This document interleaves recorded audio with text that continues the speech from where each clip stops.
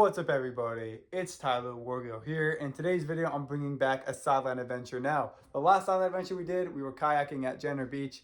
This time, we're going to northern New Hampshire to go hiking. Now, which hiking spot will you say? Well, we are going to Mount Washington. Or we were going to go to Mount Washington, but look behind me.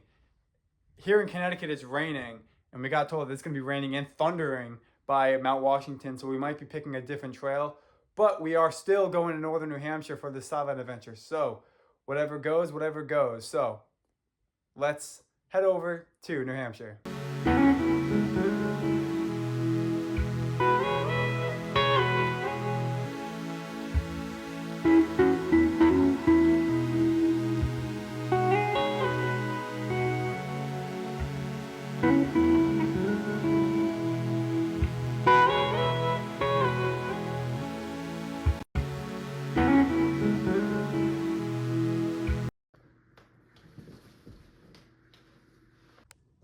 So again, this Airbnb is pretty big. This is the downstairs, well, the basement, the man cave, we should call it.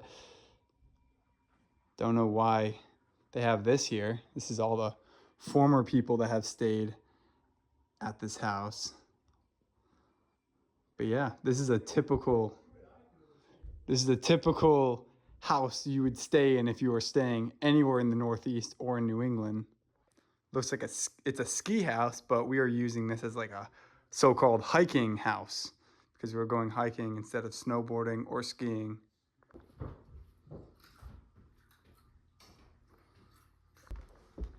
Then we head upstairs and we get these little individual rooms. Pretty dark in here, but again, just to sleep some people. People aren't here to actually stay at the house. People are here to just wake up and go on their adventure.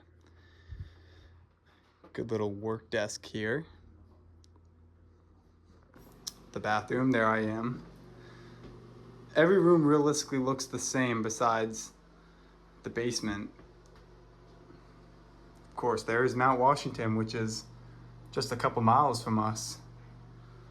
Again, a beautiful place to not only hike, but also snowboard and ski. Now this is cool. There's a hidden room beyond the stairs. You can only get to it if you climb up the ladder midway up the stairs. So pretty tricky to get to, but if you can, good place for privacy. You do have to get off several different roads onto then back roads to get here. So it is tricky to get to this house. But I'll show you guys more of this house as the weekend progresses. But it's late, so we're gonna go to bed. Tomorrow's a big day. All right, guys, so it is the next day. It is raining, but that doesn't stop us from hiking. We're going to Mount Washington. Still don't know which hiking trail to do because some trails are gonna be too wet to climb, you know, too slippery to climb down and to climb up. So we're gonna figure that out as we make our way to Mount Washington. But yeah, let's go. Before we go, this is the house. So, nice little cabin in the woods. You can hear the road, but you cannot see it. And again, yesterday I talked about how it was very hard to get here. It was. We had to be directed down this driveway to our Airbnb.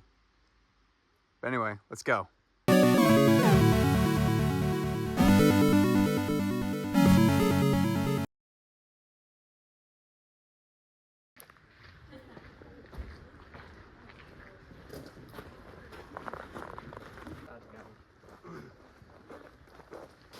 Now, I won't be doing a lot of talking. I am with my family, but I will show you the beauties of Mount Washington as we hike up. Parking lot's very packed, but the trail isn't.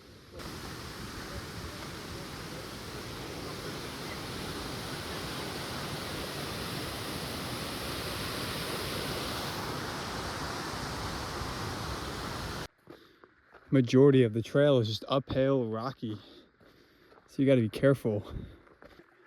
Starting to clear up as we make our way up the trail. Again, we were sheltered by trees. Now we can finally see the sky as we reach higher elevation I would say we gained like 2,000, 2,500 feet.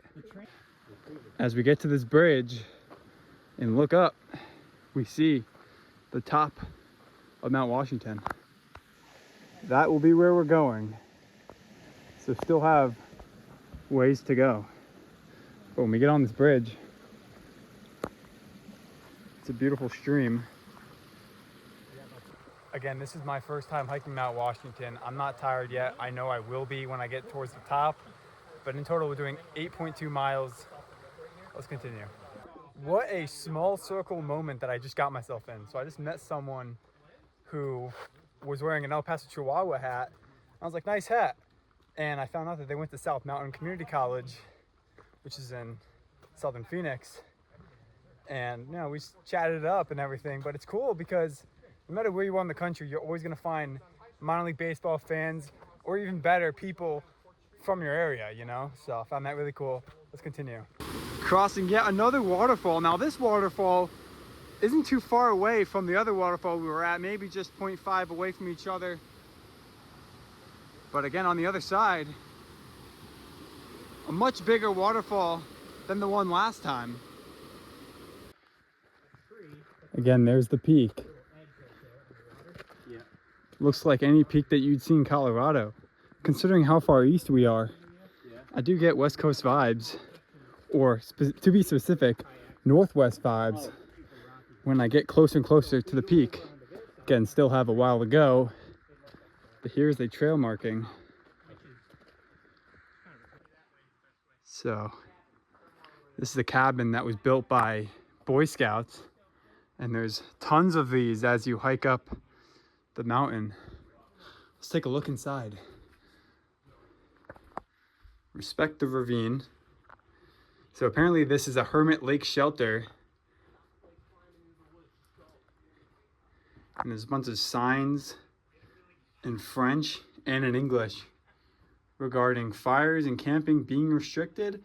Well, I don't know who would camp up here. They have plenty of campsites at the bottom and at the top, so you wouldn't want to camp halfway up, considering it only took us 2 hours to get to this point. But anyway, let's continue. So we were at a service tower, which is considered halfway up the mountain. Again, we are halfway there, but we now have all the climbing to do, so we'll have fun doing that. Yeah, I think I'm going to do this because looks like a really cool place to go camping. Of course, no one's going to be camping in this area, but hypothetically, it's a good camping spot. Bridge number 3. So we had really 2 choices to make. You either go straight or you go left. We went left, and now we're gonna make up our own trail. Well, not making up our own trail, but we're doing a trail that no one really goes on. So let's see what this where this takes us. Now this is a very narrow trail.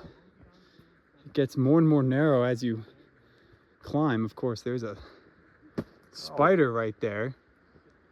If you guys don't see it, it fell. The rest of everyone's still making their way. But if I get a better elevation, we could slowly see a waterfall peeking through the pine trees. But it's not visible right now, but hopefully it will be when we get up more. Found out we were not on the right path. So we gotta make our way back down. But man, look at this view. So cool. Like what my dad said, this is all practice for the rocky part on the trail that we're supposed to go on.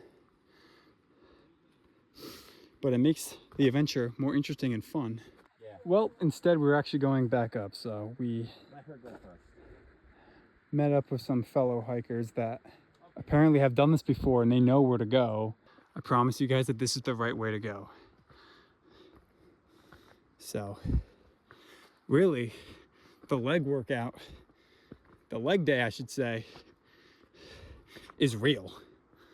So let's make our way through this narrow rocky section, then I'll be back to recording.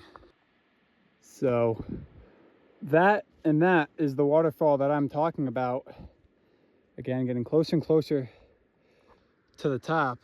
see the rock piles. Yep. And these are out of the tree line. We're out of the tree line, my dad says. We are out of the rock pile. Now we're just climbing the last few miles We're 0.5 miles to the top. Again, where we are going is all the way around the ridge to that point, and then we're going to hike down and back to the car. So from where we are, this looks magnificent. I was climbing cliffs in Northern California to get to the beach, so that shouldn't be, well, that should be making this not that hard, as hard of a hike. It's just long, takes a lot of endurance. But I think in terms of the elevation, the West Coast does beat this, but you need a lot of endurance, like I said, to power your way up this mountain. Again, around 6,700 feet is the very top of that. Now, Zion Ranch Resort, that was the same height. That was also 6,500 feet around that elevation. Zion National Park itself was 5,600. So again, the East Coast, you know, it's not just flat trees, it's also mountains if you go up north. Again, Canada is just an hour and a half, 2 hours north of us. Let's continue. I'll see you guys when I'm over there. Because this is Pickham Notch right there. So Pickham Notch is right there, and we are making our way to Tuckerman Ravine Trail, which if we go around this mountain, we'll meet up with Tuckerman Ravine Trail, and then we continue on Tuckerman Ravine Trail and go up the mountain, if that makes sense. So, but we did make it up here, and it's a beautiful view. And we're taking a nice brief break before we get back to it. Gotta love the fact that it rained earlier today, so there's a big fog cloud blocking the view. An ominous raven staying there, hanging out. He has a really good view. He has the best view in the house. At least we're able to see Mount Washington via the eastern side. The western side is all blocked off from the fog. But wow, we are currently 4,559 feet up above sea level. And yeah, let's make our way over there. The second highest peak of Mount Washington is coming right up, but the fog is kind of consuming the mountain that we're climbing up. So we will be going into some fog. And if we look behind us, oh, the fog cleared up down there, but up here, fog setting in. Can't make it up, but straight ahead, that's the end. Just right up there. And something I really like about this walking trail is that there's different rocks to kind of symbol where to go. So they don't really use any blue, yellow markers. However, they use these white crystal looking rocks to mark the trail. And you can see the white rocks dotting all the way to the very top of Mount Washington. Can't lie, this does look like a scene from The Hobbit. Like a place that a scene from The Hobbit would take place. And of course, the endings of the Star Wars movies always happen to end in a field like this. So if you guys watch any of those hits movies, you guys can maybe kind of imagine this is where it would take place, because it's open, it's peaceful, and kind of just looks like you're in heaven with the clouds kind of surrounding you. Almost at the very top. Currently we are in a cloud similar to the Smoky Mountains, if you guys have ever traveled over there. Kind of the same thing. Of course, there's not rock formations leading up the mountain. Smoky Mountains is just straight up tree up the mountain, but really cool.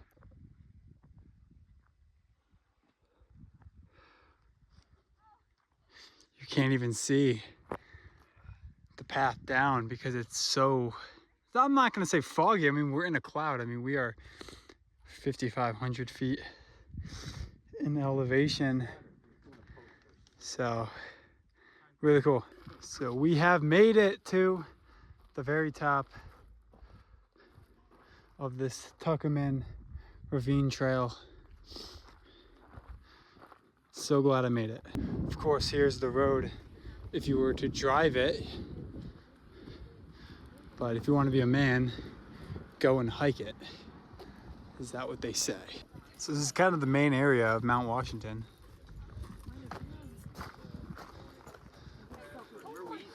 This is the gift shop hiker shuttle. Don't know if I'll be going in here, but if this is the ballpark, of course I'll be. If this is a ballpark, of course I'd go in. The highest wind ever observed by man was recorded here. And you could just read the rest. From 1932 to 1937, the Mount Washington Observatory was operated in the summit stage office, then occupying this site.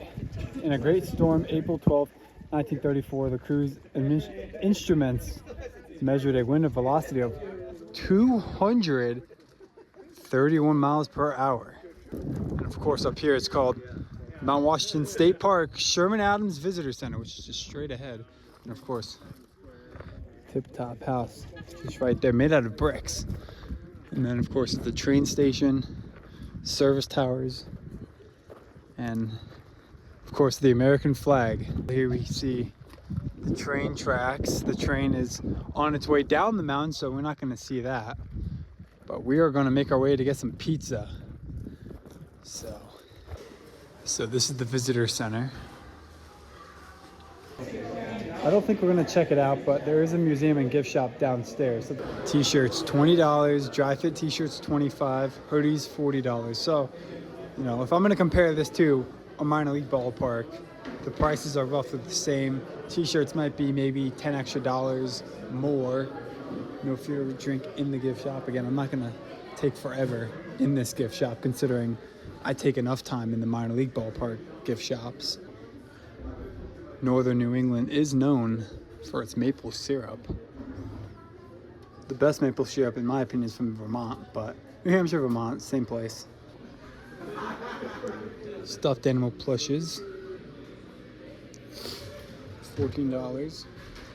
Now there's no hats in here, so that might be a problem for me because I'm not shopping if there's no hats. So that is the train that commutes if you don't have a car and that you would like to go all the way back down the mountain. Now bear with me, chat.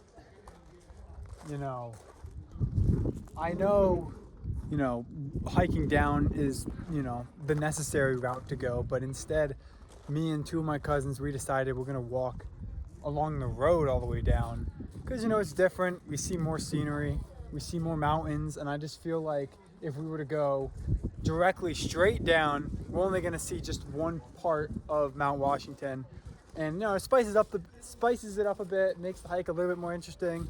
And yeah, so we're gonna be going on the road this time, and again, no hitchhikers, so we will just be using our bare feet, not bare feet, but our feet to go down the mountain. After your hike, when you walk up the stairs, this is the closest gift shop to you. This is not the visitor center. This is kind of its own gift shop, kind of away from everything else.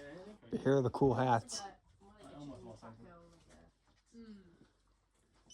Very creative. And of course, because of the train station, of course they're gonna have a railroad hat. And then last thing before we leave is, of course, the sweatshirts. They are expensive, but it's worth the reward considering you hike roughly 6,000 feet in elevation. My cousin and I will start our trek back down to the car. Again, for some context, my cousin's knee isn't doing so well, so I'm gonna be with him walking down to the car while everyone else is going back the way they came. That's where we left. That's the visitor center from towards the road. We are just making our way slowly but surely down the mountain. We are not 6,000 elevation anymore. However, we're still way, way, way above sea level. So I don't know if you guys have noticed, but at the very, very top, you guys don't see a lot of vegetation, not a lot of plants, not a lot of trees. It was just bush. But now, as we slowly make our descent, we start to see more of these pine trees, these mini pine trees, I should say, kind of stick out of the ground. And the trees will get bigger as we decrease in elevation. but I just find that really cool. Looks like a road with no end due to the cloud.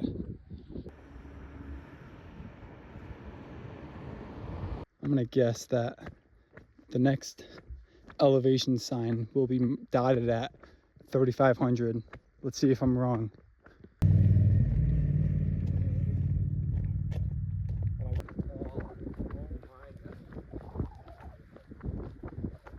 I said 3,500, but I was off by 500 feet. It's actually 4,000 feet that we were up in elevation. So now that we've kind of gotten off the highest point, and now that we have been tremendously decreasing in elevation, the trees have gotten a lot bigger. From high gear to low gear, I am in low gear as we make our way just a little bit more down the mountain. Now my phone is starting to get low. It's at 11%. All right, guys, just like that, we have made it to the bottom. Not the bottom. We still are 1,500 feet above sea level, but we have made it to ground level where we will be getting picked up by our other cousins and going back to the house. Mount Washington was amazing. However, we still have tons and tons of stuff left for this video, including the B-roll, going back to Connecticut and all that stuff. And yeah, there's actually a mountain bike race going on, gonna be happening soon, and it's 10 miles. So I used to mountain bike when I was a kid. I don't do it anymore, but right there's the finish, and it's just at the very bottom of Mount Washington. Again, we hiked way up there. From where we are, it doesn't look like it's that high up, but it is. And yeah, so without further ado, let's head back to the house and let's continue on with the video.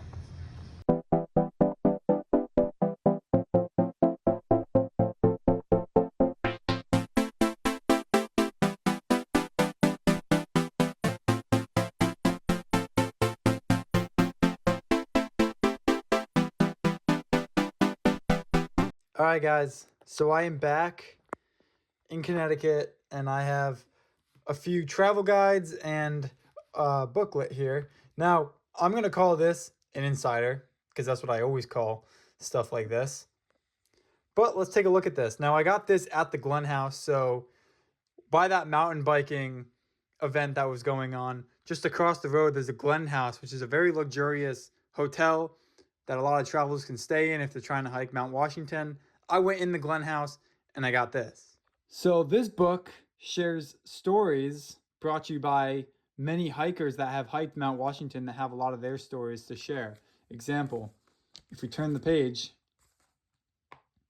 we see a writer talking about real estate around Mount Washington. Then here we have another story talking about how there was a mountain bird watch in Huntington Ravine, which is one of the trails, one of the trailheads leading up to Mount Washington. So they have a bunch of stories here regarding the art in the woodlands and the hikes in Mount Washington, and of course, like we saw in the beginning, the real estate. So a lot of interesting stories to read. Of course, also talks about the freshest foods that grow on the farms that surround Mount Washington. As we know, it's New England. Tons of farms are growing. But yeah, tons and tons of stories and sponsorships. So it's kind of like the Minor League Insider, but not quite. But the stories are on point. Here we go again, seeing Riding North Conway with Ride NoCo. A closer look at the 2024 mountain bike season, which we kind of already got a sneak peek at towards the end of the hike. So to sum this up, I'm not trying to take too long doing this. To sum it up, pretty much all stories regarding everything from the mountains to the mountain bikes to the land and its town, the surrounding towns of Mount Washington. So there's a lot of stuff to do, and really a lot of cool information as well regarding the map as well, because there's so much to do around Mount Washington. I mean, you know, considering we hear about the West Coast having the best hikes, well, northern New Hampshire has plenty. And on the back of it, there we see the Great Rail Adventures on Mount Washington. So we saw the train going up the mountain from the visitor center. Let's take a look at the travel guide now. Now the travel guide, this was free. Let's take a look. So here are the cool places you can explore, including the Franconia Inn, the Gale River Motel and Cottages, and the Top Notch Inn. Now, you kind of pass all of these cool hotels and cool places along your way to the trailhead of Mount Washington. And again, the list goes on with more and more places to visit and explore. Not just with hotels, but also campgrounds, cabins, and many other stuff. And of course, lakes as well. So that's going to do it for the video. Thank you guys for watching. Again, this was by far my favorite sideline adventure that I made. And I want to say, if you guys stuck to watch the whole video through, thank you guys. And I really hope you guys enjoyed it. Not too sure what next video is going to be about. But again, I have another week and a half before we head back to the valley. But right now, we're really just killing time and waiting for the semester, because Cronkite semester is right around the corner. And I'm so excited to get back at it at Arizona State. So without further ado, that's going to do it for today's sideline adventure. Thank you guys for watching, and I'll see you guys next time. And yeah, bye.